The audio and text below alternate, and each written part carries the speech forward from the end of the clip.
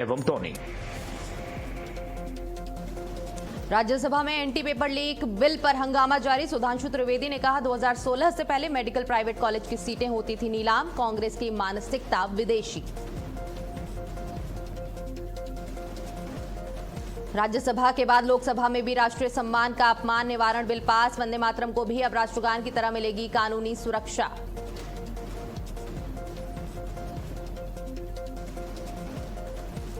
खरगे के आवास पर कांग्रेस की बड़ी बैठक। कर्नाटक कैबिनेट विस्तार को लेकर हो रही चर्चा। राहुल, प्रियंका गांधी भी मीटिंग में मौजूद।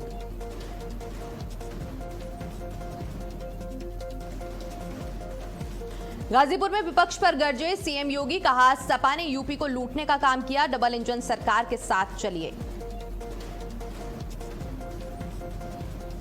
और पीएम मोदी के नेतृत्व की सीएम धामी ने की सराहना। कहा देश हित के फैसलों से जनता को मिला सीधा लाभ।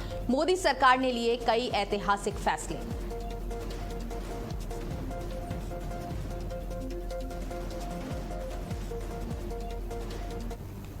और शुरुआत करते हैं आज की उन बड़ी खबरों से जिन पर बनी हुई है देश और प्रदेश की सियासत से लेकर सुरक्षा व्यवस्था तक की नजर। सबसे पहले बात संसद से जुड़ी बड़ी खबर की। राष्ट्रीय सम्मान से जुड़े वंदे मातरम बिल को संसद के दोनों सदनों की मंजूरी मिल गई है। इस विधेयक के जरिए राष्ट्रगीत वंदे मातरम को जन गण मन के समान कानूनी संरक्षण देने का प्रावधान किया गया है। सरकार का कहना है कि यह संशोधन देश की सांस्कृतिक विरासत और स्वतंत्रता संग्राम की भावना के सम्मान से जुड़ा अहम कदम है। विधेयक में राष्ट्रीय गौरव के अपमान पर सख्त कार्रवाई का प्रावधान भी रखा गया है। अब दूसरी बड़ी खबर राज्यसभा से। सदन में एंटी पेपर लीक बिल पेश किया गया। केंद्रीय मंत्री जितेंद्र सिंह ने कहा कि यह विधेयक प्रतियोगी परीक्षाओं में पारदर्शिता और निष्पक्षता सुनिश्चित करने की दिशा में महत्वपूर्ण कदम है। उन्होंने उम्मीद जताया कि बिल पर सदन में सकारात्मक और विस्तृत चर्चा होगी। और अब रुख करते हैं उत्तर प्रदेश का, जहां गाजीपुर में मुख्यमंत्री योगी आदित्यनाथ ने विपक्ष पर जोरदार हमला बोला।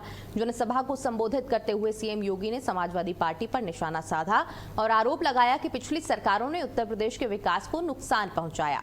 उन्होंने कहा कि बीजेपी सरकार प्रदेश में विकास, कानून व्यवस्था और सुशासन को प्राथमिकता दे रही है।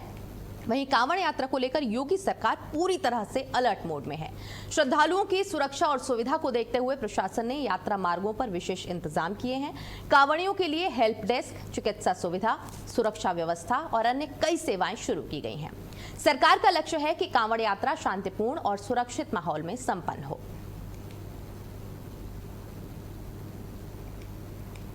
वहीं देखिए, लोकसभा में आज वंदे मातरम बिल पास किया गया। राज्यसभा में एंटी पेपर लीक बिल भी पेश किया गया। गाजीपुर में विपक्ष पर सीएम योगी गरजे और कांवड़ यात्रा को लेकर योगी सरकार अलर्ट दिखाई दी। आज की बड़ी खबरें हैं जिसमें लोकसभा में वंदे मातरम बिल भी पेश किया गया।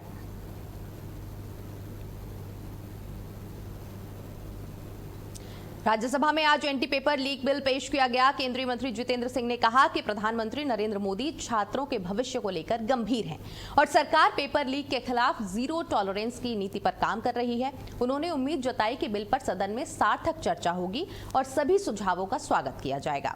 वहीं नेता प्रतिपक्ष मल्लिकार्जुन खड़गे ने सरकार पर निशाना साधते हुए कहा कि ये बिल जनता और युवाओं के दबाव का नतीजा है। उन्होंने दावा किया कि विपक्ष लगातार छात्रों की आवाज उठाता रहा, जिसके बाद सरकार को यह कदम उठाना पड़ा। अब इस विधेयक पर सदन में जोरदार बहस की संभावना है। The investigation could be conducted by a police officer, could be conducted by a central agency, if the government chooses to refer, as has been done in the current case, and also by a special task force, namely the STF. And the investigation will have to be completed within a period of 2 months, followed by trial within a period of 3 months, so that the special task, special fast track को मैं शुरू करता हूं। Paper चुराने वाले बचते रहे, paper चुराने वाले बचते रहे, मेहनत करने वाले पीटते रहे। ये कैसा न्याय, ये कैसी रीत। गुनाहगार हंसते रहे, मासूम सिसकते रहे। यानी मासूम लोग आज मासूम, तो ठीक है, आपका हिंदी बहुत अच्छा होगा, आपका हिंदुस्तानी भी अच्छा होगा, मेरा भी थोड़ा हिंदुस्तानी सुनिए। सर, मैं ये इसलिए कह रहा हूं कि पेपर लीक होने से कितने मासूम लोगों का नुकसान हुआ और कितने लोग पीटे गए, कितने माँ बाप परेशान हैं, कितने औरतें बच्चे परेशान हैं, इसको जाहिर करने के लिए ये बात मैंने आपके सामने रखी। वहीं आज लोकसभा ने विपक्ष के हंगामे के बीच वंदे मातरम संशोधन विधेयक को मंजूरी दे दी है। इससे पहले यह विधेयक राज्यसभा से भी पारित हो चुका था। दोनों सदनों से पास होने के बाद यह विधेयक अब आगे की संवैधानिक प्रक्रिया की ओर बढ़ेगा। इस संशोधन के तहत वंदे मातरम को राष्ट्रगान जन गण मन के समान कानूनी संरक्षण देने का प्रावधान किया गया है।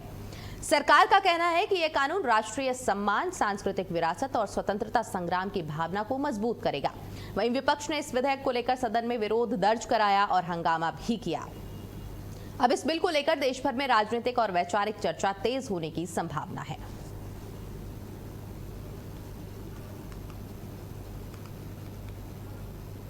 देखिए, वंदे मातरम विधेयक में क्या क्या है ये हम आपको बता देते हैं। वंदे मातरम को जनगण मन के समान वैधानिक संरक्षण मिल गया है। वहीं राष्ट्रीय सम्मान का अपमान निवारण बिल भी पेश किया गया। वहीं वंदे मातरम विधेयक में राष्ट्रीय गौरव अपमान निवारण अधिनियम 1971 में संशोधन किया गया है और कहा गया कि जानबूझकर अपमान करना दंडनीय अपराध होगा। वहीं 3 साल तक की जेल, जुर्माना या दोनों का प्रावधान रखा गया है। सरकार का दावा है कि राष्ट्रीय सम्मान और स्वतंत्रता संग्राम की विरासत को इससे संरक्षण मिलेगा और डॉक्टर राजेंद्र प्रसाद के 24 जनवरी को दिए गए संशोधन विधेयक का पारित किया गया है। 2026 में वंदे मातरम को जन गण मन के समान वैधानिक संरक्षण दिया गया। और लोकसभा में अनुराग ठाकुर ने नोटिस दिया, विशेषाधिकार हनन का नोटिस। राहुल गांधी के खिलाफ ये नोटिस दिया गया। असंसदीय शब्दों के इस्तेमाल पर यह नोटिस जारी किया गया है। देखिए, लोकसभा में अनुराग ठाकुर ने नोटिस दिया है जो कि विशेषाधिकार हनन का दिया गया है। राहुल गांधी के खिलाफ ये नोटिस दिया गया। असंसदीय शब्दों के इस्तेमाल पर यह नोटिस जारी किया है। अनुराग ठाकुर ने राहुल गांधी पर यह नोटिस जारी किया गया। लोकसभा में अनुराग ठाकुर ने यह नोटिस जारी किया। वहीं गाजीपुर में मुख्यमंत्री योगी आदित्यनाथ ने विपक्ष पर जमकर निशाना साधा। सीएम योगी ने जनता से अपील करते हुए कहा कि डबल इंजन सरकार के साथ चलकर प्रदेश को विकास की नई ऊंचाइयों तक पहुंचाना है। उन्होंने दावा किया कि पिछले 9 वर्षों में प्रदेश में 9 लाख से ज्यादा युवाओं को रोजगार के अवसर मिले हैं। मुख्यमंत्री ने सपा और कांग्रेस पर हमला बोलते हुए आरोप लगाया कि पिछली सरकारों में उत्तर प्रदेश को लूटने का काम किया गया और माफियाओं का राज कायम था। सीएम योगी ने कहा कि मौजूदा सरकार में कानून व्यवस्था मजबूत हुई है और विकास कार्यों को तेजी से आगे बढ़ाया जा रहा है। भाइयों, ये आपकी प्रगति को गति देने के लिए और उसको समृद्धि में बदलने के लिए किए जाने वाले डबल इंजन सरकार के प्रयासों का एक अभियान है और उसी अभियान का हिस्सा बनाने के लिए आज मुझे इस जनपद में आने का अवसर प्राप्त हुआ है। मैं तो आप सबसे यही बात का आह्वान करूंगा, ये डबल इंजन सरकार के साथ चलिए। जिन लोगों ने पहचान का संकट खड़ा किया था, नौजवानों की नौकरी में डकैती डाली थी, अन्नदाता किसानों को आत्महत्या करने के लिए मजबूर किया था, गरीब के राशन को खा जाते थे, उन लोगों को मौका कभी मत देना। ये गरीब विरोधी है, किसान विरोधी है, युवा विरोधी है और महिला विरोधी तो इनका जन्म स्वभाव है, जन्मजात स्वभाव है। कोई उम्मीद नहीं की जा सकती इन लोगों से। महिलाओं के बारे में तो इनके जो विचार हैं वह अत्यंत खतरनाक हैं, इतने खतरनाक हैं बहनों और भाइयों, ये बहुत ही खतरनाक है। और तभी तो कहावत चल पड़ी थी प्रदेश में कि देख सपाई बिटिया घबराई, यानी जिसको देख करके बिटिया अपने आप घबरा जाती हो, ऐसे समाजवादियों से तो आपको बचकर के रहने की आवश्यकता है, गाजीपुर को बचकर के रहने की आवश्यकता है। बहनों और भाइयों, ये आपकी प्रगति को गति देने के लिए और उसको समृद्धि में बदलने के लिए किए जाने वाले डबल इंजन सरकार के प्रयासों का एक अभियान है। और उसी अभियान का हिस्सा बनाने के लिए आज मुझे इस जनपद में आने का अवसर प्राप्त हुआ है। मैं तो आप सबसे यही बात का आह्वान करूंगा, ये डबल इंजन सरकार के साथ चलिए। जिन लोगों ने पहचान का संकट खड़ा किया था, नौजवानों की नौकरी में डकैती डाली थी, अन्नदाता किसानों को आत्महत्या करने के लिए मजबूर किया था, गरीब के राशन को खा जाते थे, उन लोगों को मौका कभी मत देना।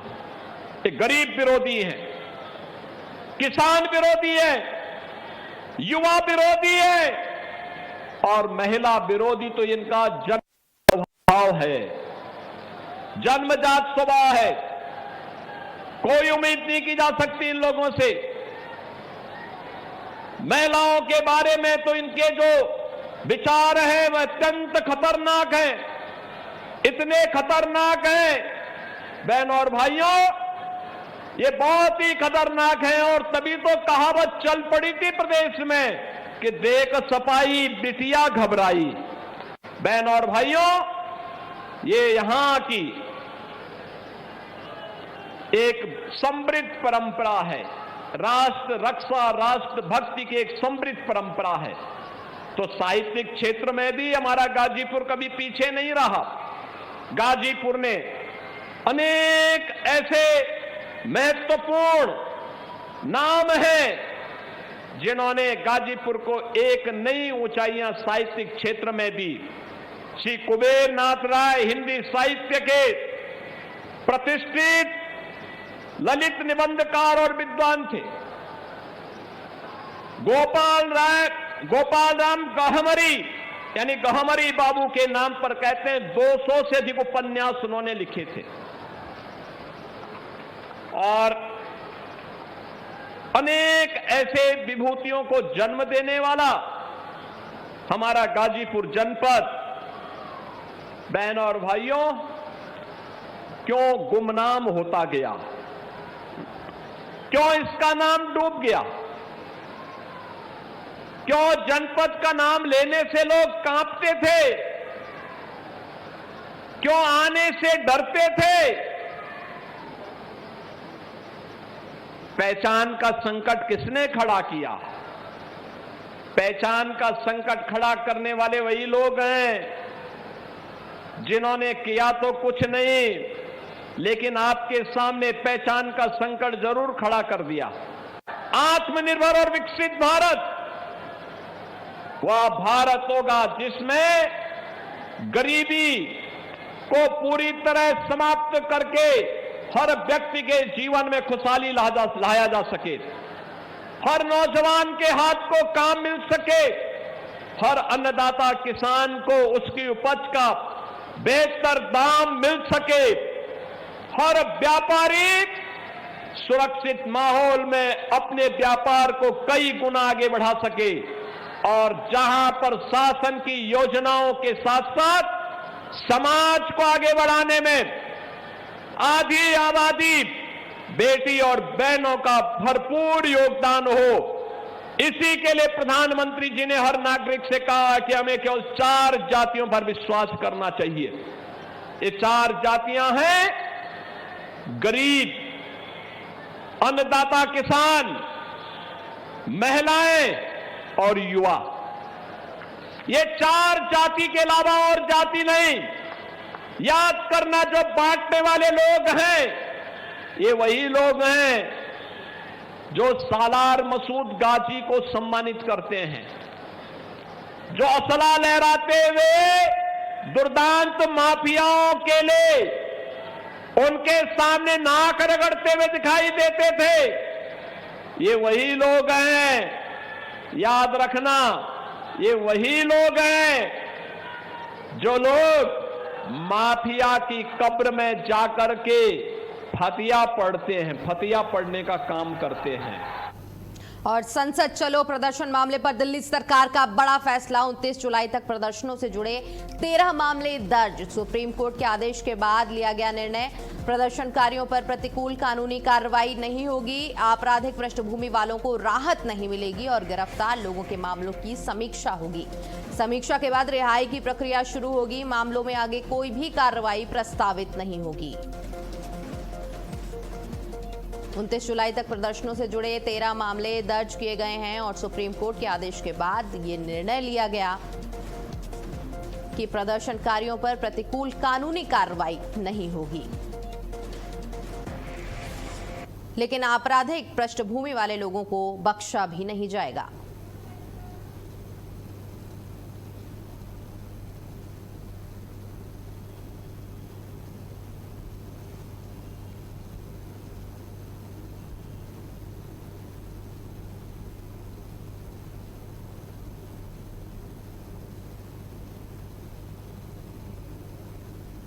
देखिए, संसद चलो प्रदर्शन मामले पर दिल्ली सरकार ने बड़ा फैसला लिया है। 29 जुलाई तक प्रदर्शनों से जुड़े 13 मामले दर्ज किए गए हैं।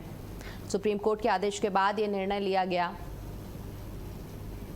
और प्रदर्शनकारियों पर प्रतिकूल कानूनी कार्रवाई नहीं करने का यह आदेश दिया गया। आपराधिक पृष्ठभूमि वालों को राहत नहीं मिलेगी, साथ ही इस निर्णय में ऐसा भी कहा गया।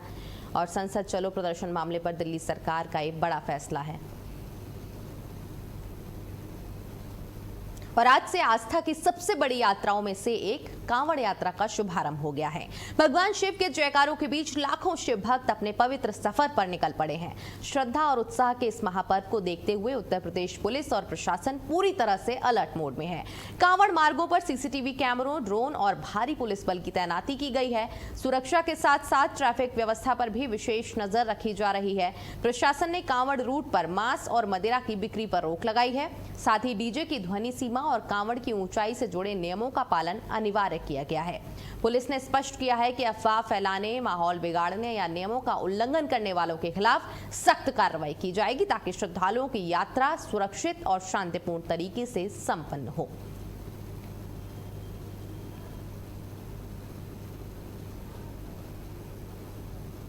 देखिए, आज से सावन के महीने की शुरुआत हो चुकी है और इसको लेकर जो तैयारियां की गई हैं वो साफ तौर पर आप तस्वीरों पे देख सकते हैं। एटीएस, आरआरएफ तैनात किए गए हैं। घाटों पर सुरक्षा की जो तस्वीरें हैं वो आप देख रहे हैं।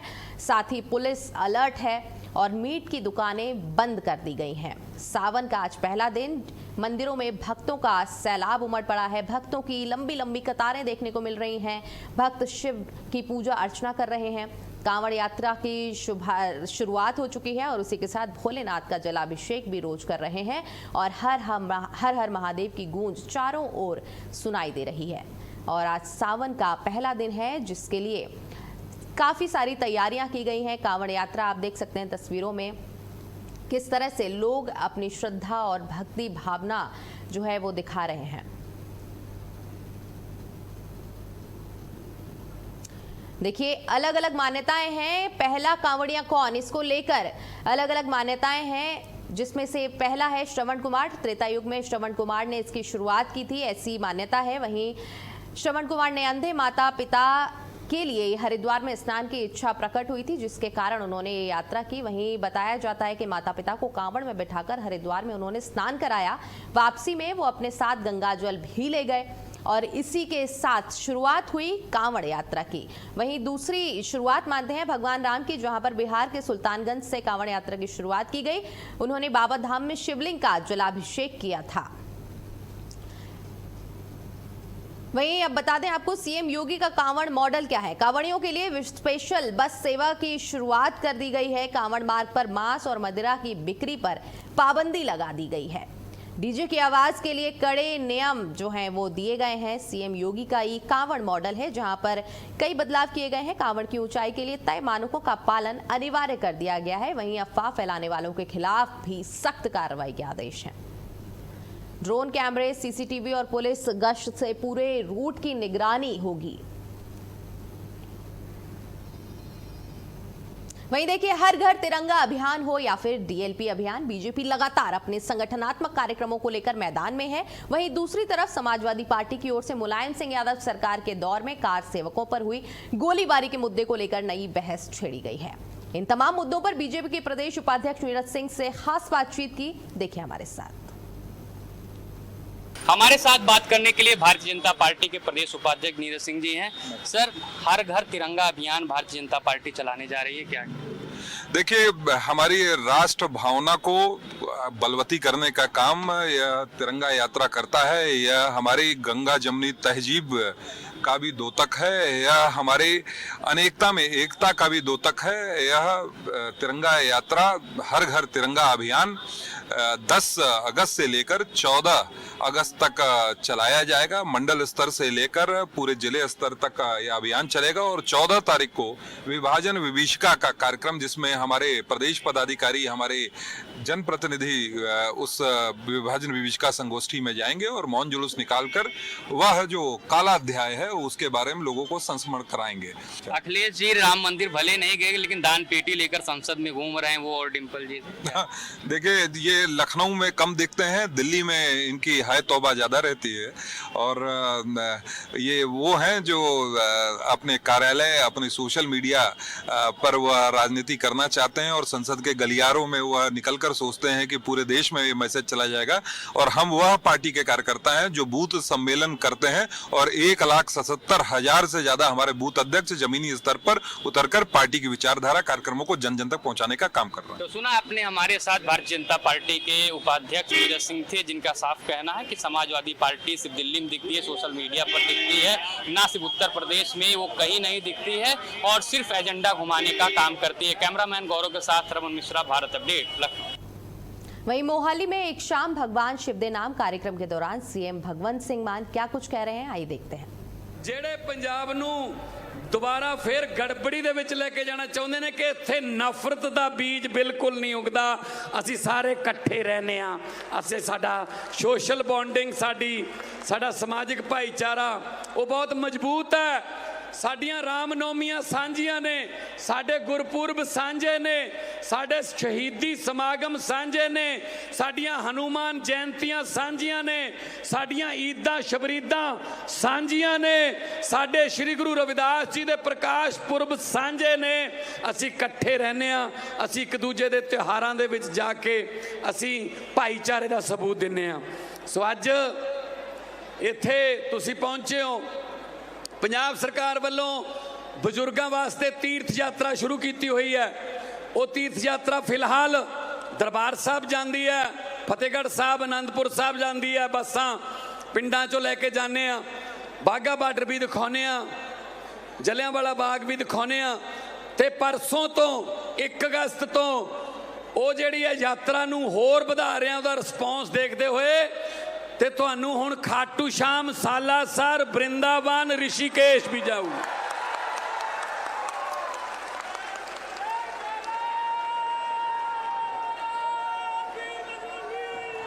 हर हर महादेव। दर्शन करके आओ, सारा खर्चा पंजाब सरकार दा। बजुर्गां नूं तीर्थ करा दिए, ये तो बड़ा कोई तीर्थ नहीं, ये तो बड़ा कोई तीर्थ नहीं। सो अज मावां भैणां बहुत भारी गिणती च आईयां।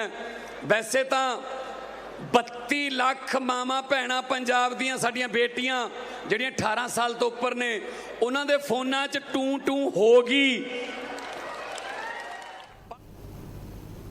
और फिलहाल इस बुलेटिन में इतना ही। देश दुनिया से जुड़ी तमाम खबरें देखने के लिए बने रहिए भारत अपडेट के साथ। नमस्कार।